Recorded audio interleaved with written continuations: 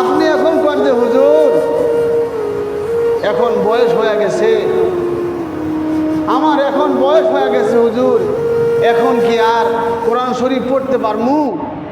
এখন কি আর নামাজের সূরাগুলা পড়তে পারমু? এখন কি আমার রুকু সেজদার হইব? বাপ, চা দোকানে বসে বসে ঠিকই তো গল্প মারেন, ঠিকই তো লেকচার মারেন, আপনার মনে থাকে না আলিফ পাতা, আপনার মনে থাকে না উযু ফরজ কয়টা, কিন্তু সব মনে আছে কোথায় জমি কতটুকু আছে, কয় কাটা আছে, কতটুকু অংশীদার আছে, আমি কি ওয়ারিস নাকি ওয়ারিস না, সব বুঝেন। আরএস, সিএস, এসএ, বন্টনামা সব বুঝেন, দলিলে বুঝেন, এটা বুঝেন না কেন? সবই তো বুঝেন। বলেন, ছেলে একটা বিদেশে গেলে শান্তিতে থাকতে পারবেন, এটা বুঝেন না কেন?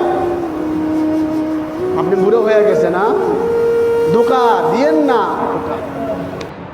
সাবধান সাবধান, আল্লাহ ধরে ফেলবেন। আপনি অজুহাত বুড়ো হয়ে গেছি, দুর্বল হয়ে গেছি, আমার মনে থাকে না, বাপ সাবধান। তো আমার নৌজওয়ান ভাইয়েরা, বৃদ্ধ বাবাজিরা, কাকে বন্ধু বানাচ্ছি, কি আমার সঙ্গী হচ্ছে ভেবে দেখা দরকার।